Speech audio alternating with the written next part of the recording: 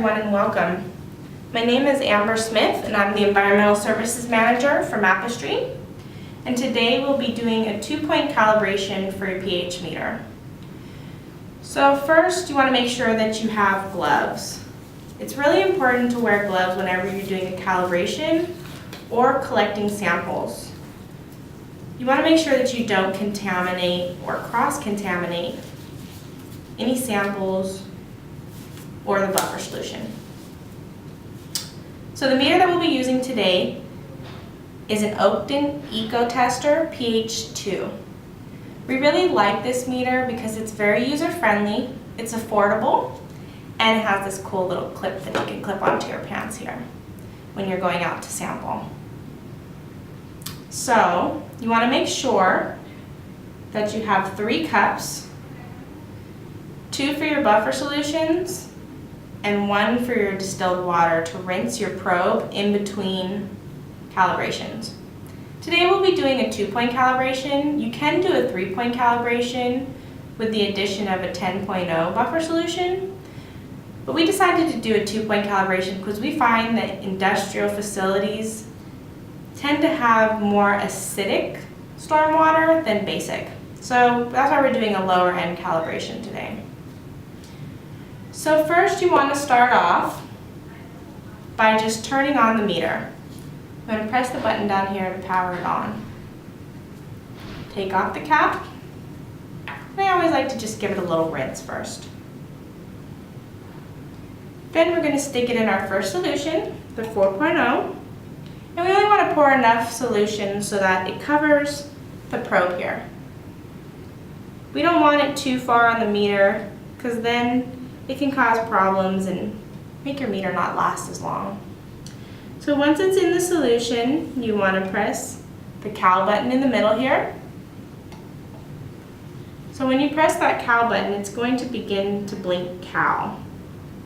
And then it's going to blink a number.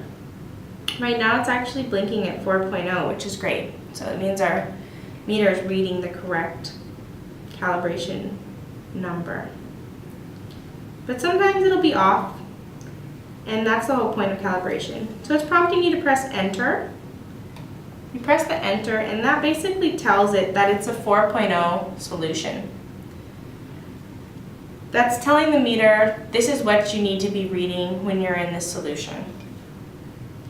So then, great, that's what we want. So press enter again to get it back into reading mode.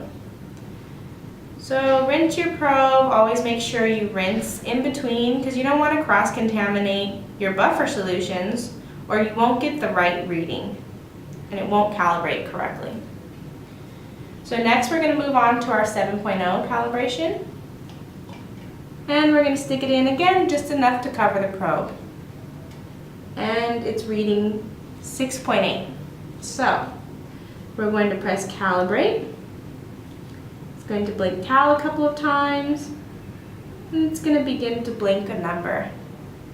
This time it's blinking 6.8, so that means that it's not completely accurate, pretty close, but not completely. So now it's gone up to 6.9 and back to 6.8. So we're basically going to wait till it stops blinking and prompts us to press enter. Press enter, and we're basically telling it that it's a 7.0 solution, so it should be reading at 7.0. So that's great. That's what we wanted to do. So press enter again, and we'll rinse the probe. So let's turn off our meter to reset everything, and we'll turn it back on. And now we'll read our solutions to make sure that it worked correctly. So we'll put it in our 7.0 solution, and it can take anywhere from 10 to 30 seconds for it to stop bouncing around. And there it goes, 7.0. And it stopped moving around.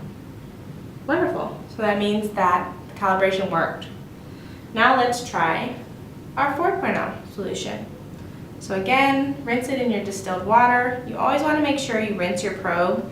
It will help your meter last longer make sure you rinse the probe between samples, between calibrations, and after every time you sample.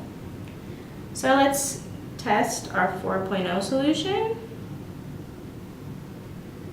So it's going down.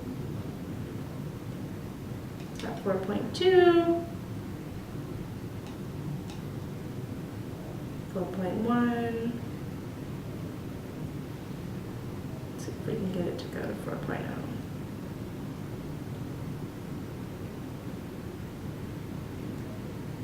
So it's okay if it's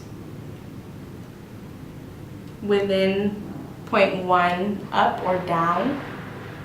That's relatively accurate.